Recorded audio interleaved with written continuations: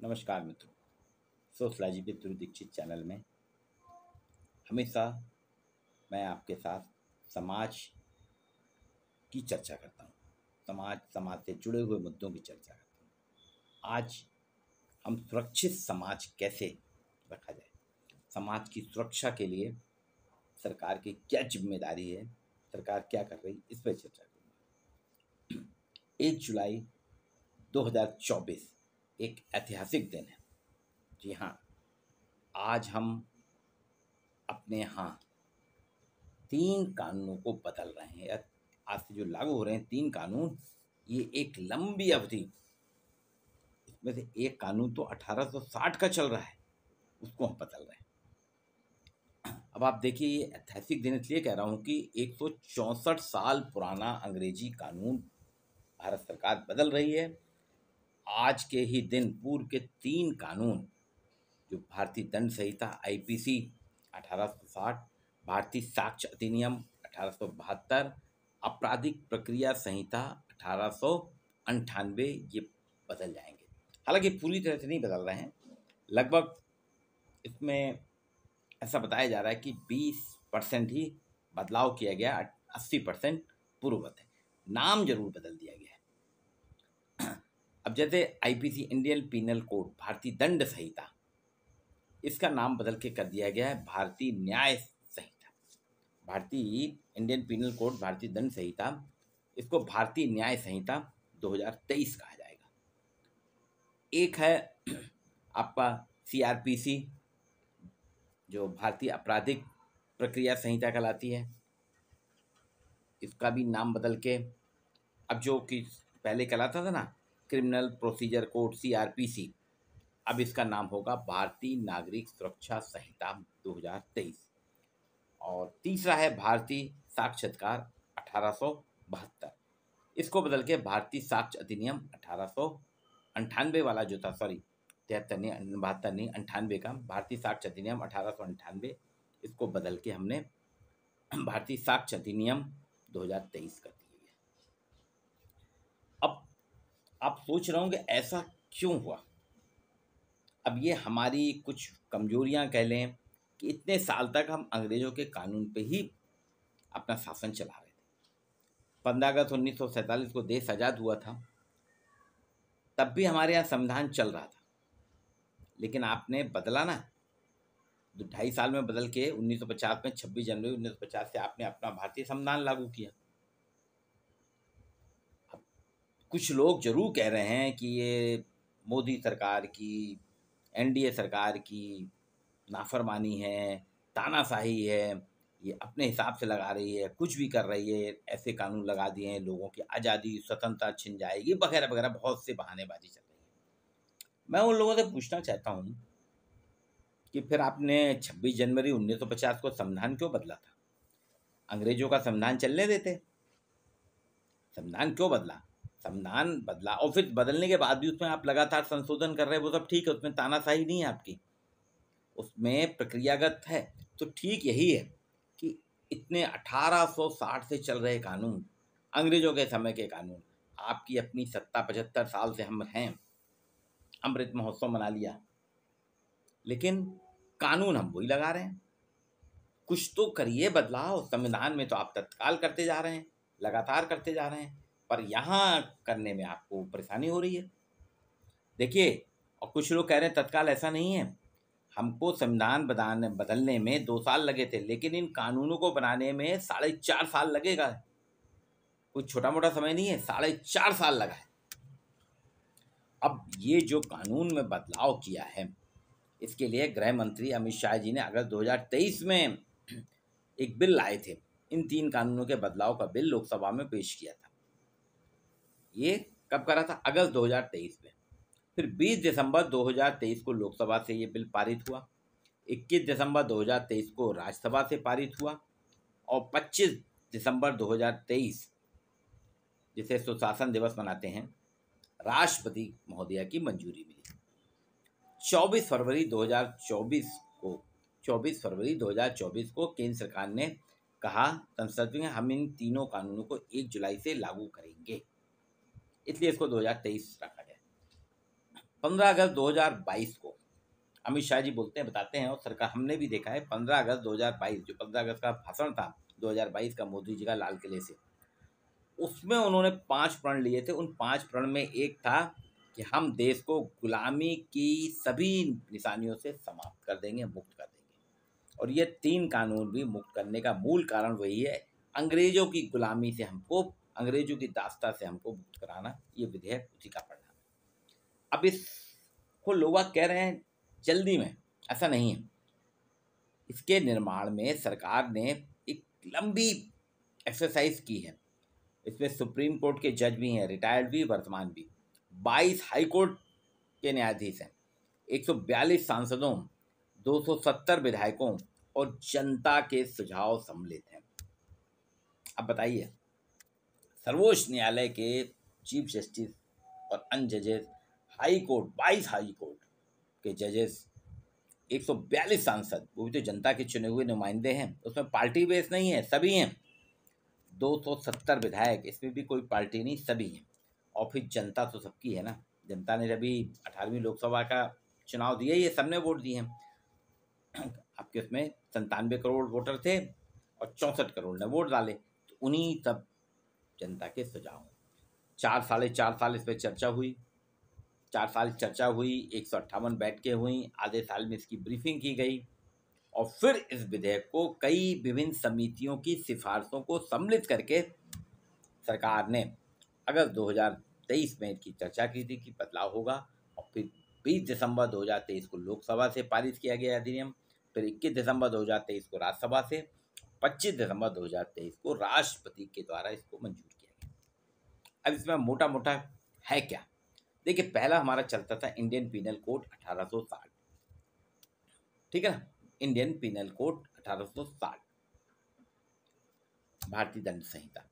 अब इसको कहा जाएगा भारतीय न्याय संहिता 2023। इसमें इन्होंने क्या बदलाव करा है, इंडियन पीनल कोड 1860 के 22 प्रावधान निरस्त कर दिए। उसके जो 22 प्रावधान है वो निरस्त कर दिए। ये वकील लोग बहुत अच्छे से समझा पाएंगे, कानूनवेत्ता समझा पाएंगे कौन कौन कानून था, क्या उसमें खामियां थी। मैं आपको सिर्फ बता रहा हूँ, 22 प्रावधान निरस्त किए गए।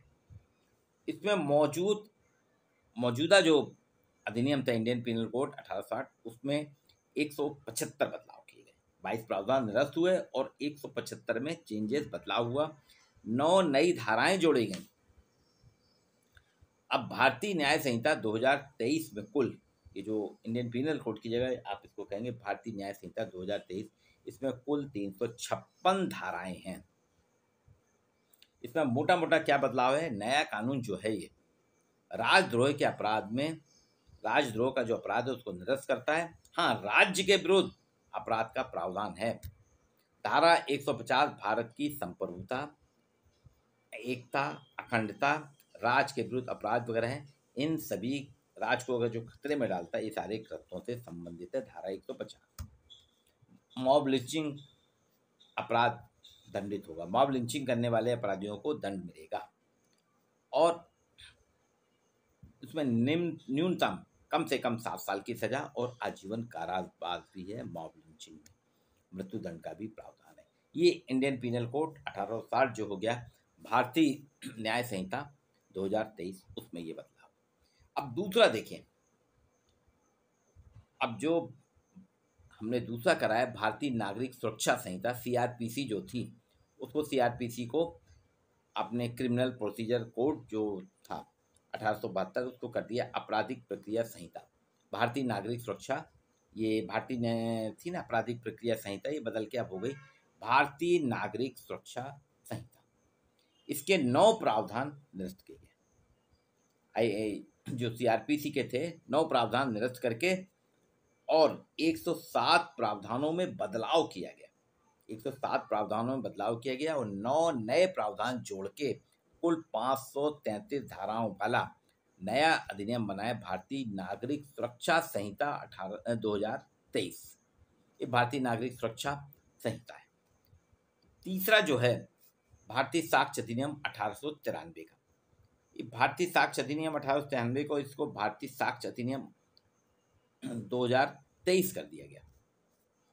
अब इसमें केंद्र के प्रावधान जो पहले के थे मौजूदा, वो प्रावधानों को निरस्त करा गया है उसमें से 5 प्रावधान निरस्त हुए हैं। सभी नहीं, 5 प्रावधान निरस्त हुए हैं। 23 प्रावधानों को बदला गया है, एक नई धारा जोड़ी गई है। इसमें टोटल 170 धाराएं हैं। अब आप लोग को ये भी जानना जरूरी होगा कि वास्तव में 1860 का बनाया हुआ अंग्रेज का कानून हमने बदला है। इसमें 2-3 चीज़ें हुई हैं। पेंडेंसी केस जो लंबित हैं अब वो नहीं होंगे, पेंडेंसी खत्म कर दी गई, उसके लिए सीमा रेखा रख दी गई। इससे ज़्यादा पेंडेंसी नहीं, गैप के कारण जो प्रॉब्लम होती थी वो नहीं देखी गई है। ये टाइमलाइन है, एक्चुअल में टाइमलाइन रखी गई है। संविधान बदला गया था, उसमें भी बहुत से बदलाव किए गए थे, ऐसे ही इसमें किए गए। जेंडर को न्यूट्रल किया गया है और इसमें नई सजा का प्रावधान जोड़ा गया है, कम्युनिटी सर्विस। छोटी छोटी सजाएं जो हैं 358 सेक्शन जो है वो कहता है कि अपराधी को जेल मत डालिए आप। ये सुधारात्मक है, ये नियम सुधारात्मक है, दंड की जगह सुधारात्मक प्रक्रिया की ओर बढ़ रहे हैं। बोले आप कम्युनिटी सर्विस कराइए। कम्युनिटी सर्विस में कैसे?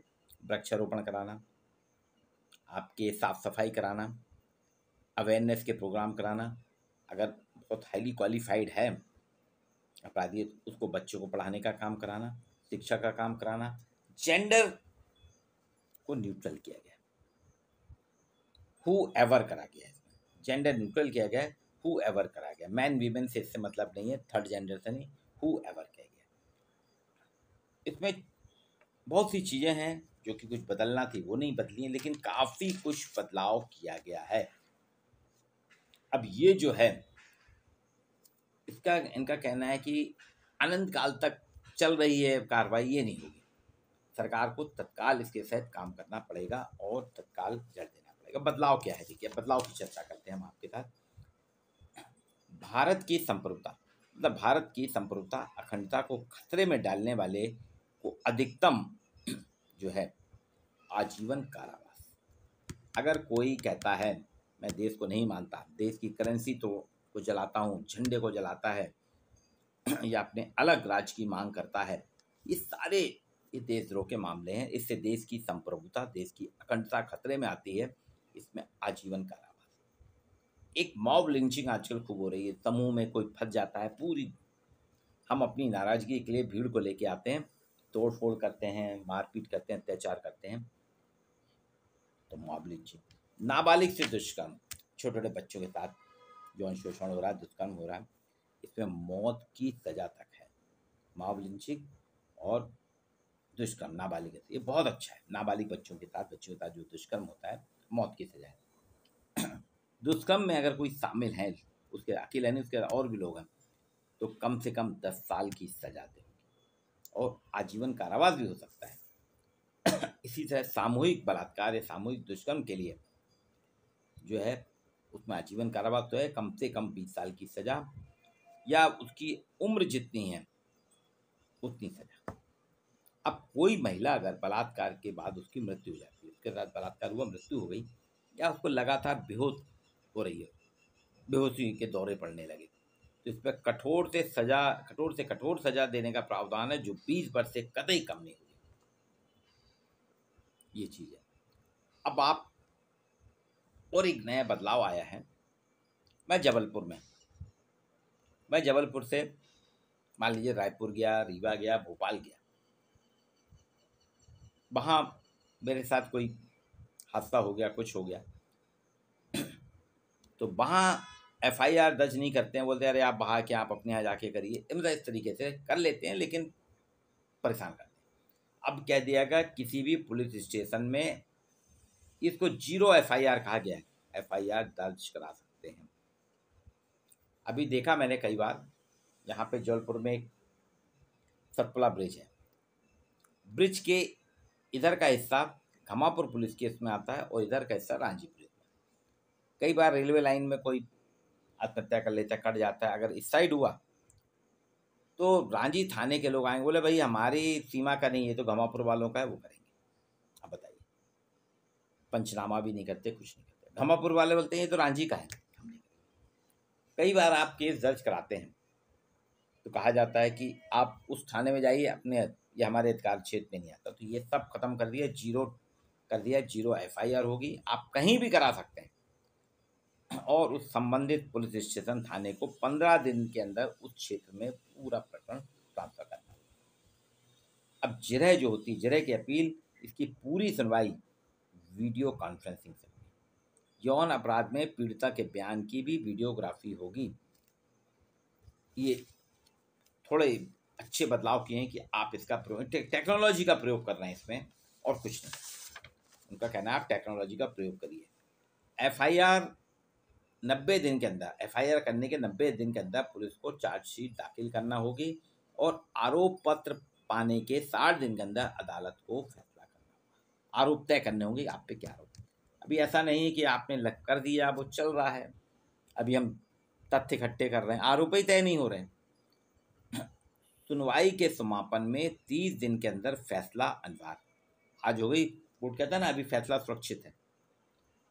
कितने दिन सुरक्षित रखोगे आप, उसके लिए टाइम लिमिट रख दी। 30 दिन में आपको फैसला अनिवार्य देना है, और फैसला देने के 7 दिन के अंदर ऑनलाइन कॉपी देना। सर्टिफाइड कॉपी तो आपको लेना पड़ेगी, वो अलग है, लेकिन ऑनलाइन आपको उपलब्ध कराना पड़ेगा फैसला। अब कई जगह तलाशी होती है, उसकी वीडियो, तलाशी या जब्ती जो पुलिस करती है ना कई जगह, उसकी वीडियोग्राफी होगी। बिना वीडियोग्राफी के भी तलाशी जब्ती मान्य नहीं है। अब किसी को अगर 7 साल की सजा हुई है, 7 साल की सजा वाले को फॉरेंसिक टीम को अपराध स्थल में जाके फॉरेंसिक जांच करना होगा। अभी ऐसा नहीं होता था, लेकिन अब उसने कहा कि 7 साल की सजा में ये प्रावधान है, फॉरेंसिक टीम को भी शामिल होना है। इसी तरह शादी देने करने, नौकरी के झूठे बहाने के तहत महिलाओं से जो बलात्कार होता है, उसके दंड का भी अलग अलग प्रावधान किया गया है। चेन स्नैचिंग, मोबाइल स्नैचिंग के लिए अलग प्रावधान किए गए हैं। अगर कोई वाहन जब्त होते हैं, आजकल देखा ना आपने, हेलमेट चेकिंग के लिए वाहन जब्त कर रहे हैं, लोगों को दौड़ दौड़ के पुलिस पकड़ रही है, वाहन चालक भी बचने के लिए कि मैं, तो ये तब नहीं चलेगी, इसकी आपको वीडियोग्राफी करना पड़ेगी। तो ये कुछ कानून हैं। हालांकि इस पे बिना समझे लोग बाग इसका विरोध करने लगे, गलत है, हमारी आज़ादी छिन रही है। आपको याद होगा एक कानून आया था, सरकार ने, ड्राइवरों ने बहुत विरोध किया था। उसमें ये था कि अगर कोई एक्सीडेंट होता है, आपको रुकने की बात ही नहीं करी, उसने कहा आप जाके निकटतम थाने में कहीं भी कर दें, मोबाइल से कर दें, खुद जाके कर दें। लेकिन कह दिया कि देखिए, अब वो मॉब लिंचिंग होती थी इसलिए रखा गया, उसमें कोई गलती नहीं थी। पर नहीं, हमको तो विरोध करना, विरोध करिए भाई, आप अच्छे से करिए ना, मैं कहाँ कह रहा हूँ। आपने संविधान क्यों बदला, या फिर संविधान वही ले आइए आप। अगर इन 3 कानूनों को, बदलाव को आप उचित नहीं मान रहे, आप 1947 वाला संविधान रखिए ना, 1950 का संविधान क्यों रख रहे हैं? अंग्रेजों के कानूनों पे हम क्यों चले? ये धीरे धीरे हमको स्वतंत्र भारत में, ये आज़ादी के पहले दशक में ही हो जाना था, सारी चीज़ें बदल देना थी हमको। हम अभी भी विक्टोरिया और जॉर्ज पंचम के दौर में चल रहे हैं। ये सब बदलना होगा, और ये कानून जो है बहुत दिनों बाद इन पर हुआ, पूरे 75, एक लंबा समय निकल गया, लेकिन इसमें बदलाव हुआ है। ये 3 कानून जो बदले हैं, अब इंडियन पीनल कोड जो कहलाती थी, ये अंग्रेजियत नाम था, अंग्रेजियत था, ब्रिटानी सत्ता का था, ये भारतीय न्याय संहिता कहलाएगी। इंडियन पीनल कोड, दंड अलग होता है, न्याय अलग। मतलब कानून जो बनाए गए हैं, इस कानून के तहत आपको न्याय मिल रहा है। न्याय की संहिता है, न्याय की बाइबल है, न्याय की गीता है, न्याय की कुरान है, भारतीय न्याय संहिता। इसके तहत 2023 जो है, भारतीय न्याय संहिता 2023, इसके तहत कार्रवाई होगी। और वो थी पहले इंडियन पीनल कोड, तो वो एक अलग चीज थी, वो 1860 की थी। फिर दूसरा जो है CRPC, इसको भी बदल दिया गया, ये 1872 का था, जिसको भारतीय नागरिक सुरक्षा, मतलब अपने नागरिकों की हम सुरक्षा कैसे करें, उसकी एक गीता, उसकी एक बाइबल, उसकी एक कुरान, उसका एक गुरु ग्रंथ साहिब बना दिया गया। फिर भारतीय साक्ष्य अधिनियम, जो साक्ष्य हैं, फैक्ट्स हैं, उसके 1898 उसको बदल के भारतीय साक्ष्य अधिनियम 2023 करा गया। हम फैक्ट को कैसे सुरक्षित रखें, तो मैंने पहले ही कहा था, ये जो है, ये वास्तव में भारतीय समाज की सुरक्षा की बात कर रहा है। हमने कहा ना, हम एक सुरक्षित समाज की रचना करें। हम सुरक्षित समाज की रचना कैसे कर सकते हैं? तो देखिए, इतने लंबे समय के बाद ये बदलाव आया, इस पर काफ़ी बहस है, काफ़ी चर्चाएं हैं, और भी होंगे। अभी तो कल 1 जुलाई से लागू हो जाएगा, और पूरे देश भर में चलेगा। अभी इसके लिए हमको प्रशिक्षण, कॉन्फ्रेंस, वीडियो टॉकिंग ये सब करना पड़ेगा, सेमिनार वगैरह करना पड़ेगा, बहुत ही चीज़ें हमको समझना पड़ेगा। अब धीरे धीरे धीरे बदलाव आ रहा है, ये वास्तव में एक नए युग है। अब इसमें नागरिक जीवन सुरक्षित होगा, व्यक्तिगत जीवन सुरक्षित होगा और समाज सुरक्षित होगा। आपको वीडियो कैसा लगा तो लाइक कीजिए और इसमें जो भी आप चाहते हैं कमेंट्स बॉक्स में कमेंट्स भी कीजिए। आज के लिए इतना ही। जय हिंद, जय भारत।